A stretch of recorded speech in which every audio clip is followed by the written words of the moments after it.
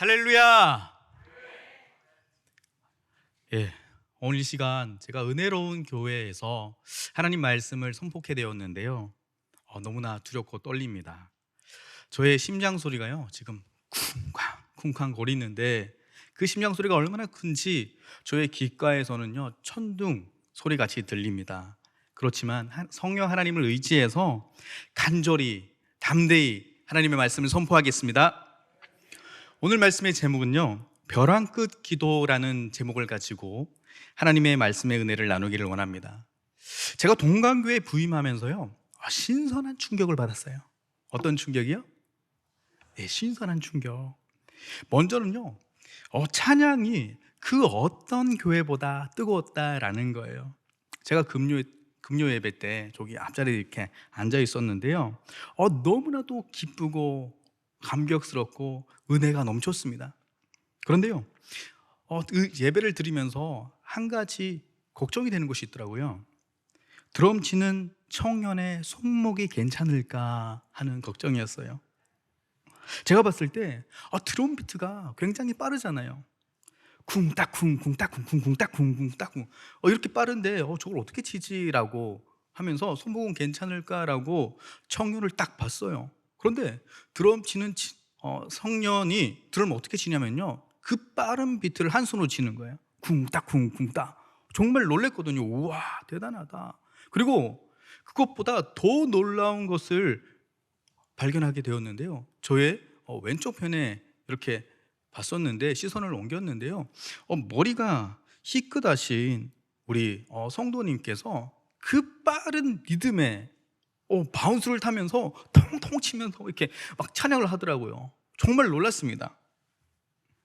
시간이 흘러서 저는 오후 예배 때 더 놀라운 충격을 받았거든요. 그때 빠른 템포의 찬양이 무엇이었냐면요, 찬양이 언제나 넘치며 라는 찬양이었어요. 앞 찬양 인도자 김민기 목사님께서 은혜 받으면 받을수록 드럼의 템포는 점점 빨라졌어요. 그런데 문제는요, 워십팀이었어요. 무엇이 문제였을까요? 찬양이 언제나 넘치면, 은혜 받을 때마다 그 찬양이 어떻다고요? 빨라진다라고 했잖아요. 그런데 워십팀은요, 찬양이 언제나 넘칠 때마다 팽이처럼 계속 그 자리에 막 돌고 있더라고요. 그러니까 얼마나 걱정되겠어요. 빨라지면 빨라지는 것마다 이렇게 계속 이렇게 막 돌고 있으니까, 와, 그때 저는 이 워십하는 청년의 그 예배의 열정을 느꼈습니다. 한마디로 말씀드리자면요, 제가 만난 이 동강교회 예배는요, 하나님께서 압제하시는 예배, 하나님의 은혜를 사모하는 성도님들을 모여서 정말 살아있는 예배의 현장을 저는 몸소 체험할 수 있었습니다. 질문 드리겠습니다. 오늘이 무슨 요일입니까? 예, 오늘이 금요일이죠. 우리는요, 이 은혜의 장소에서 예배를 드리고 있는데, 반면에 세상은 어떨까요? 화려한 조명이 막 비치는 그곳에서 자신을 내던지는 사람들이 너무나도 많다라는 거죠. 왜 그럴까요? 다리 목사님께서 언급하셨듯이 자신의 삶의 밑바닥이 드러나니까 허무함, 공허함, 끝을 알 수 없는 커다란 싱크홀이 자기 마음에 생겼습니다. 자신의 일상에서 공급받을 수 없는 공허함, 결핍을 채우려고 클럽이라는 곳에 입장해서 자신을 내던져 버리는 거죠. 그 중에 크리스천들도 있을 겁니다. 그들이 왜 그곳에 있을까요?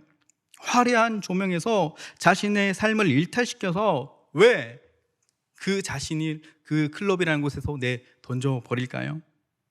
화려한 조명과 빠른 비트 속에서 그 예수 믿는 크리스천들이 그 음악 속에서 뭐 이렇지는 않을 거잖아요. 저기요, 음악이 막 들리니까 막 안 들릴까요? 저기요, 혹시 교회 다니세요? 라고 그 클럽 현장에서 막 전도하려고 막 그렇지 않지 않습니까? 왜 그럴까요? 자신의 일탈을 통해서 결핍되고 공허함을 채우면서 자신이 누구인가를 잠시나마 잊으려고 그곳에 참여하게 되었죠. 심지어는요, 그 클럽이라는 곳에서 손대지 말아야 할 약물까지 손대면서 말입니다.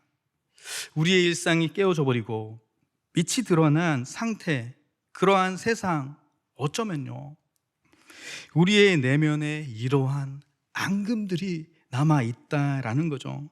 영적인 칭호를 받은 우리 성도님들은 어떻게 해야 되겠습니까? 오늘 말씀을 통해서 하나님의 은혜를 공급받으시기를 주님의 이름으로 간절히 소망합니다. 한번 따라해 볼까요? 내 마음의 현주소, 시작. 2절 본문을 함께 읽어볼까요? 시작. 내 마음이 약해질 때 땅끝에서부터 주께 부르짖어오리니 나보다 높은 바위에 나를 인도하소서. 2절 본문에 언급된 것을 보면 우리가 눈여겨봐야 될 것이 있는데요, 내 마음이 약해질 때라고 기록되어져 있어요. 내 마음이 약해진다라는 의미는요, 이제 곧 있으면 교사 수급을 해야 됩니다. 담당 교육자나 부서장들이 그 청년들을 찾아가서 제발 우리 부서를 섬겨주세요 라고 간청할 때, 그때 잠시 내 마음의 긍휼의 마음이 일어나서 마음이 약해지는 그러한 단순한 의미는 아닙니다. 이 표현을요, 다른 번역을 보면 심장이 멎을 듯 다급하다라는 표현을 하기도 하고요, 또 다른 번역에서는 마음이 짓눌린다라는 표현도 있습니다. 우리가 인생을 살아가면서 이 시인의 고백처럼 마음이 짓눌리는 고통스러운 상황이 우리에게도 찾아올 때가 있다라는 거죠. 갑자기 심장이 멎을 것 같은 충격적인 상태에 빠진 적이 우리 성도님들은 있지 않으셨습니까? 평안하던 어느 날 불의의 사고를 당하기도 합니다. 잘 다니던 직장에서 사직 통보를 받을 때, 어느 날 불쑥 심각한 질병이 우리를 찾아올 때, 부모님께서 갑작스러운 사고를 당했을 때 우리는 마음이 짓눌리고 심장이 멎을 것 같은 불청객이 찾아옴을 통해서 우리는 충격을 받는다라는 거죠. 그런데요, 생각해보면요, 같은 상황이 찾아왔음에도 불구하고 반면에 다르게 반응하는 사람이 있다라는 거예요. 한 사람은 웃음과 평안을 잊지 않고 무슨 뜻이 있겠지라고 기도하는 사람이 있는 반면에, 다른 한 사람은요, 하늘을 향해서 삿대질을 하는 거예요. 세상이 어떻게 이럴 수 있냐고, 하나님 왜 나에게 이럴 수가 있냐고 원망하는 사람도 있다라는 겁니다. 무엇이 문제일까요? 바로 마음이 문제다라는 거죠. 갑자기 마음이 문제다라고 하니까 우리의 마음, 신앙이 연약하니까 그런 사람은 신앙이 약하고 문제가 있는 사람이다라고 말하는 것이 아닙니다. 그들이 힘들고 어려운 것이 똑같죠. 차이점이 있다면요, 그들은 어려운 상황 속에서 믿는 구석이 있었다라는 거죠. 다시 말하면요, 그들의 마음의 주소가 우리의 인생을 창조하신 하나님께 있다라는 겁니다. 하나님만 의지하였기 때문에 똑같은 문제지만 다른 양상으로 나타난다라는 거죠. 다시 말하면요, 우리의 인생에서 힘들고 어려울수록 하나님께 더 붙어 있어야 되고 하나님만 의지해야 된다라는 의미입니다. 사랑하는 동관교회 성도 여러분, 인생이 무엇일까요? 인생은 원래 무거운 멍에와 같습니다. 심지어 성경을 보면요, 예수 믿고 구원받은 사람에게도 이제 구원을 받았으니 십자가를 지고 가라라고 말합니다. 인생은 파도 같은 것입니다. 인생은 가시덤불에 뿌려진 씨앗이 가시덤불을 뚫어서 땅 속에 뿌리를 내는 것과 같습니다. 그래서 우리는 인생을 뭐라고 합니까? 인생은 홍해다, 인생은 광야다, 인생은 고난이다 라는 정의를 하기도 하는 거죠. 사랑하는 동관교회 성도 여러분, 우리는 인생을 사는 해가 거듭할수록 하루라도 빨리 이제는 더 이상 환경의 문제, 상황의 문제가 아니다라는 것을 인정해야 합니다. 어려운 상황이 찾아왔습니다. 내 입술이 거칠어지고 내 마음이 딱딱해지고 있다면 나의 마음이 무너지고 있구나. 내 마음의 현 주소가 본질을 잃어버렸구나. 나의 영적인 컨디션에 바이러스가 점령되어 있구나라고 받아들이시기를 주님의 이름으로 간절히 소망합니다. 목회 초년생인 제가 인생에 대해서 말씀드리지만 물론 인생이 만만하지 않다라는 것을 압니다. 어쩌면요, 이 자리에 계신 분들은요, 그 삶이 눈물 없이 들을 수 없는 사람들이 있을 줄 압니다. 힘든 삶은 다만 그런 의지가 죽어버렸다라는 겁니다. 마음이 무너져서 선을 악으로 이겨낼 의지가 꺾여버렸다라는 거죠. 시편 61편 말씀은 어떤 말씀일까요? 많은 성경학자들이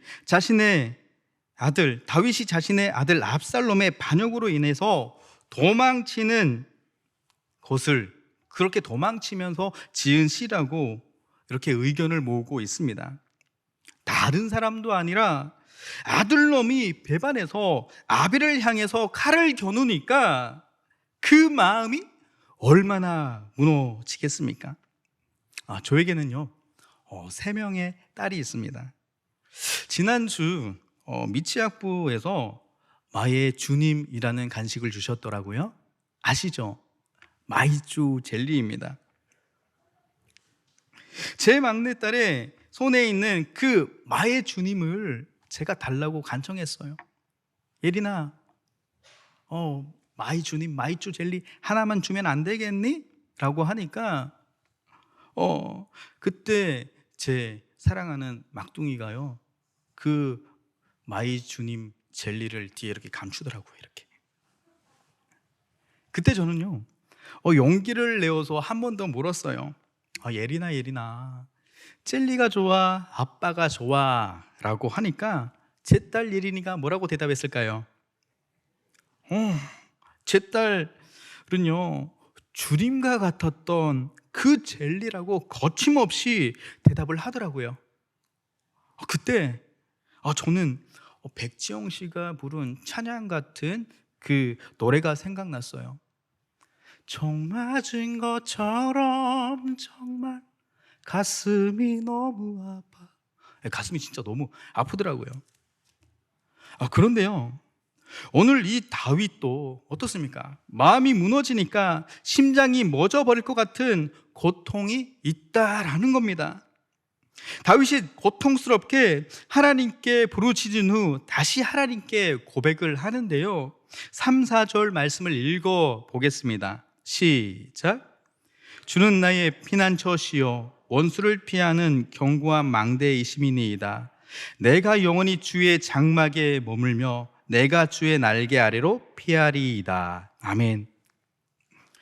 이 고백이 시인 다윗의 마음이 무너진 이유를 잘 설명하고 있다라는 거죠. 다윗이 이런 새삼스러운 고백은요, 적어도 당시에는 주님이 그의 피난처가 아니었고 주님이 그의 견고한 망대가 아니었다라는 것을 의미합니다. 그렇다면 그가 의지하였던 것이 무엇일까요? 다윗과 압살롬의 스토리를 잘 설명해주는 사무엘하 15장 정황을 참고해 보면요, 몇 가지를 생각할 수 있었습니다. 다윗 왕은 전쟁에 능한 왕이었습니다. 자신이 다스리는 나라 안보가 튼튼해졌습니다. 그러니까요, 자신의 나라가 튼튼해지니까 승승장구할 것 같았습니다. 그런데요, 다윗의 인생에 자신의 아들인 압살롬이 인생의 태클을 걸어버렸던 거죠. 아니, 세상이 다 나를 등져도 가족은 늘 내 편으로 생각하지 않았습니까? 그런데 아들놈이 자기 등에 칼을 꽂을 것을 누가 생각이나 했겠습니까? 여러분, 배신당해 본 적 있으십니까? 배신의 고통이 큰 이유는요, 늘 많이 사랑하고 의지했기 때문에 고통이 느껴진다라는 겁니다. 다시 말하면요, 사랑을 많이 한 만큼, 많이 의지한 만큼 고통의 크기가 크다라는 거죠. 이 자리에 우리 청년 형제 자매들이 예배드리러 나왔는데요, 여러분들의 나의 평생의 피난처, 견고한 망대가 되어줄 피양새를 찾고 있지 않으십니까? 그런데요, 그 순간부터 불안이 시작됩니다. 여러분, 결혼하면 어떨까요? 제가 전에 사역하였던 교회에서요, 너무나도 신실한 두 형제 자매가 결혼을 했습니다. 자매에게 제가 물었습니다. 자매님, 왜 하필이면 저 형제를 선택했습니까? 라고 물었는데요, 자매가 너무 신앙이 좋고 위트도 있고 듬직해서 결혼했다라고 하더라고요. 정말 듬직할 만큼 덩치가 컸습니다. 시간이 지나서 자매를 만나서 제가 자매에게 이렇게 축복했습니다. 자매님, 신혼이라서 행복하시죠? 그 자매가 저에게 이렇게 토로하더라고요. 목사님, 집에 오면 큐티도 하고 기도 제목도 나누고 이런 아주 믿음의 가정이 될 것 같았는데, 그렇게 기대했는데 제 남편이요, 퇴근하자 말자 동시에 한 손에는 리모컨을 들고 드라마만 본다라는 거예요. 여러분, 믿음의 배우자, 만약에 이 자리에 있는 우리 성도님들이 그런 사위를 보면 어떻겠습니까? 우리 옆 사람을 보면서 이렇게 고백해 볼까요? 배우자는 의지할 대상이 아니라 헌신할 대상이다. 시작.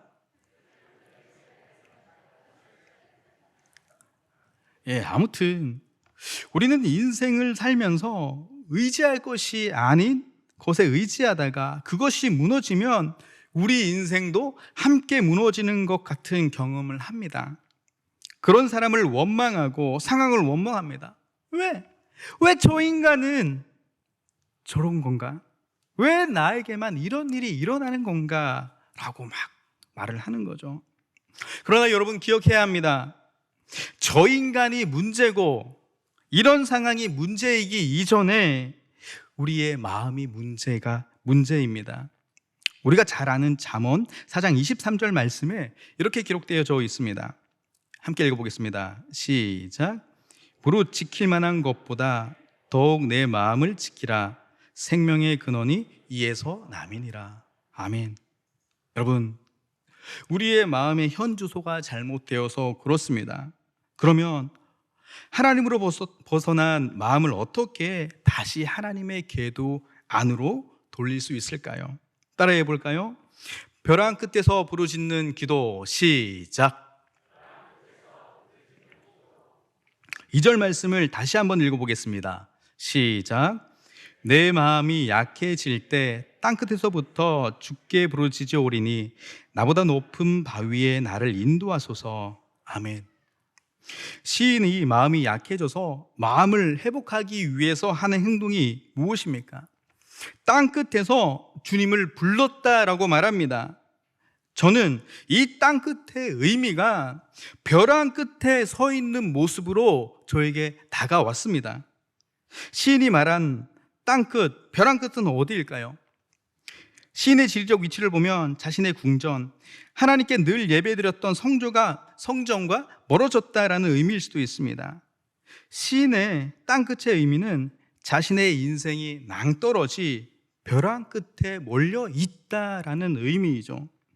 혹시 초대부 장관을 지내셨던 이어령 씨를 들어보셨을 겁니다. 아시죠? 네, 그 딸인 이민아 씨가 쓴 책이 있습니다. 땅끝 아이들이라는 책인데요, 혹시 읽어보신 우리 성도님들도 있을 줄 압니다. 이 책에서 말하는 땅끝에 사람이 있는데 바로 하나님의 사랑을 알지 못하는 사람을 말합니다. 그러니까 참 안식처를 찾을 수 없어서 늘 결핍된 채로 자기 방 안에 갇혀버린 사람들을 말하는 거죠. 이 이민아 씨도 참 험악한 인생을 살았습니다. 뼈대에 있는 가문에서 태어났고요, 명석한 두뇌를 가지고 이화여대를 수석으로 졸업했고요, 미국에 가서 국제 변호사가 되었습니다. 자신의 인생이 승승장구할 것처럼 생각했는데요, 그렇지 못했습니다. 영원한 피난처 같은 남편을 만나 행복할 줄 알았는데 그렇지 못했고요. 그리고 신앙인이었던 남편을 다시 만나서 새 출발을 합니다. 신앙생활을 하고 새로운 가정에서 행복할 줄 알았는데 나중에는요, 뜻하지 않는 암이라는 불청객을 만나게 되었습니다. 그런데요, 어느 날 자기가 땅끝, 벼랑 끝에 서 있다라는 것을 깨닫게 되었습니다.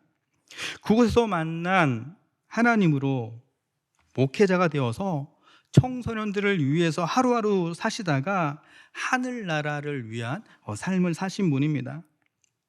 사랑하는 동강교회 성도 여러분, 이민아 씨의 표현처럼 어쩌면요, 우리가 하나님의 사랑을 깨닫지 못하고 있지는 않은가요?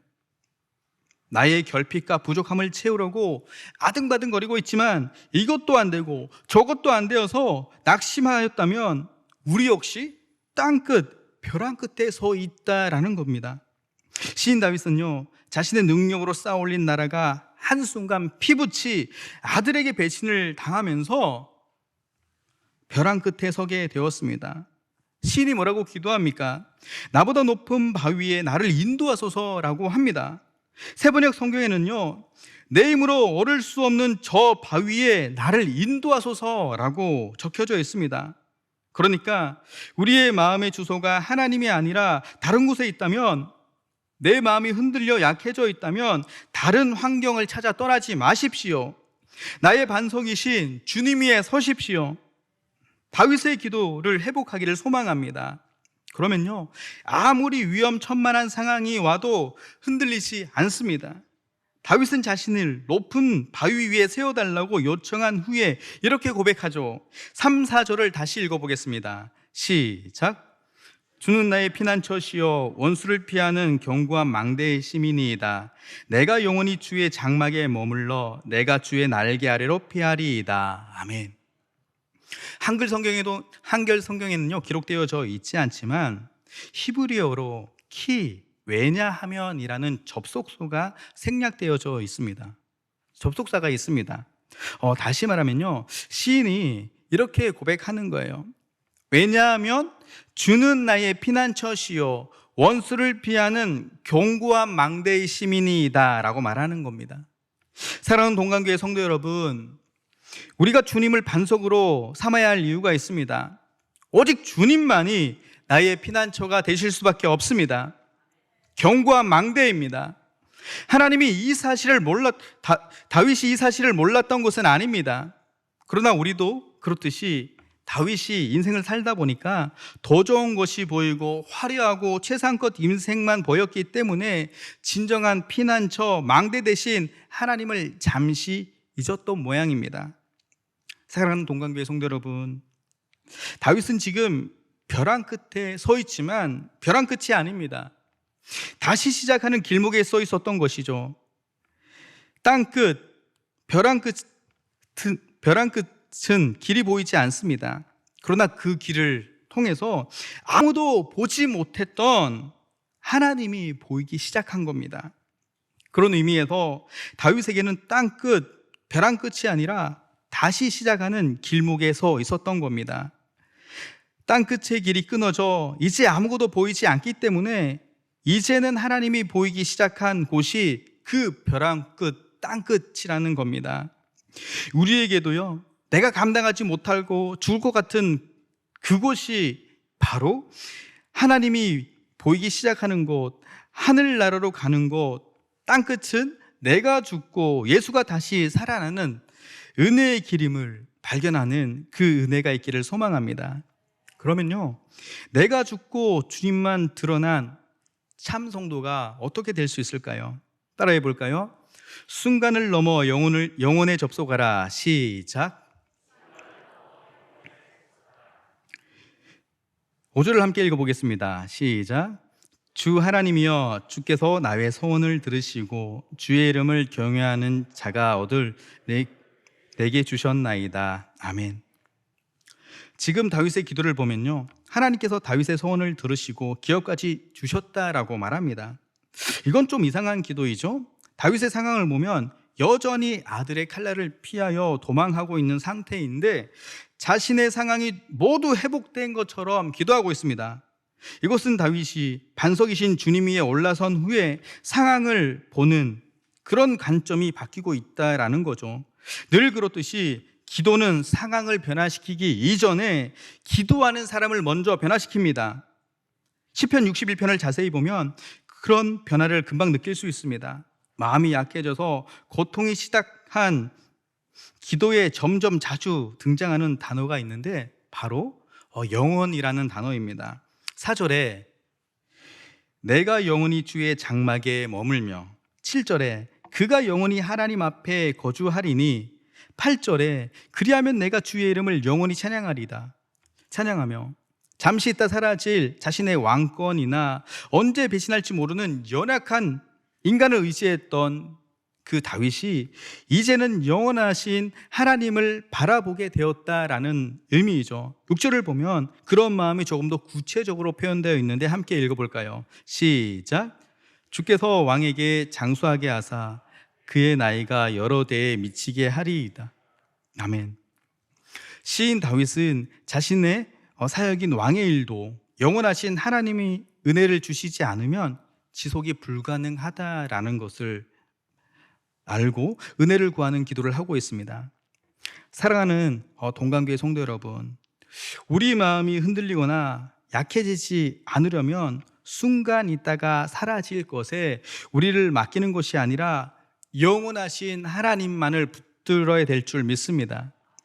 사랑하는 동관교회 성도 여러분, 혹시 벼랑 끝에 서 있으십니까?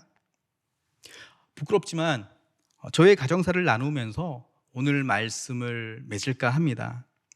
저는 목회 초년생이지만 저에게도 고난의 시기가 있었습니다. 어릴 적 자전거를 타다 교통사고를 다쳐서 6개월 동안 병원에 입원하였습니다. 지금까지 크고 작은 수술 6번에서 7번 정도 받은 것 같습니다. 그런데요, 저의 아픔보다 조금 더 큰 아픔을 가지신 분이 계신데요, 저희 아버지세요. 저희 아버지께서는 젊으셨을 때 양복점을 하시면서 많은 돈을 모으셨다라고 합니다. 그런데 돈이 많으시니까 저보다 좀 더 스피드를 즐기셨던 것 같아요.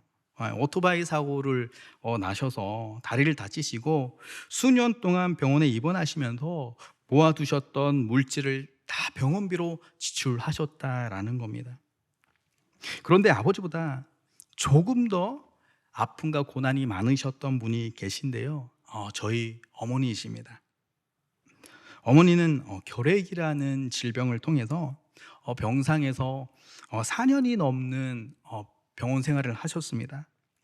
어머니는 병상에서 그 병이 악화되셔서 목에 호수를 뚫고 중환자실에 계셨어요. 제 나이 6살 때 아버지는 병원 의사에게 엄청 큰 소식을 듣게 되었습니다. 의사가 말하기를 3일이면 천국 가실 준비를 하셔야 된다라고 하셨습니다. 그런데요, 하나님의 은혜로 어머니가 기적처럼 살아나셨습니다. 몇 해 전 휴가를 가서 어머니와 함께 고향 교회에서 새벽 예배를 드리는데 힘드신 몸으로 저를 위해서 기도하시더라고요. 여러분, 폐 질환을 앓으신 분들의 숨소리가 어떤가요? 쇳가루가 갈아지는 것처럼 이렇게 가파른 호흡을 하시잖아요. 어머니께서 저를 위해서 이렇게 기도하는 겁니다. 사랑하는 하나님이시여, 우리 아들을 받아 주시옵소서. 우리 아들을 지켜 주시옵소서. 이 기도문만 그 가파른 호흡을 가지고 저를 위해서 계속 기도했습니다. 사랑하는 동관교회 성도 여러분, 제가 잘나서 이 자리에 서 있을까요? 아닙니다. 제가 할 수 있는 것은 아무것도 없었습니다. 부모님이 믿었던, 하나님을 믿었고 그 믿음을 받아들이고 부모님의 기도대로 기도하는 것밖에 할 수 없었습니다. 사랑하는 동강교회 성도 여러분, 우리의 인생의 모든 것을 아시는 하나님, 내 인생의 모든 것을 이루시는 하나님만 신뢰하며 의지합시다. 우리가 할 수 있는 것은 벼랑 끝 인생인 우리 영혼을 하나님께 맡기고 기도하는 것밖에 없습니다. 우리 육체는 괴롭고 힘들지라도 나의 영혼은 끝날 수 없습니다. 마태복음 10장 28절에 이렇게 기록하고 있습니다. 읽어보겠습니다. 시작. 몸은 죽어도 영혼은 능히 죽이지 못하는 자들을 두려워하지 말고 오직 몸과 영혼을 능히 지옥에 멸하실 수 있는 이를 두려워하라. 아멘. 오직 하나님께 접촉하여 기도로 나아가시기를 원합니다. 할렐루야. 사랑하는 동강교회 성도 여러분, 우리의 연약함 선톡에 의로우신 하나님을 의지하고 기도하는 자는 반드시 구원의 승리를 맛볼 수 있습니다. 오늘 말씀을 통해 의로우신 하나님께 내 모든 것을 맡기겠다라는 믿음의 고백과 우리의 간절한 기도를 통해서 하나님의 큰 은혜를 받아 누리시는 동강의 성도님 되시기를 주님의 이름으로 간절히 축복드립니다.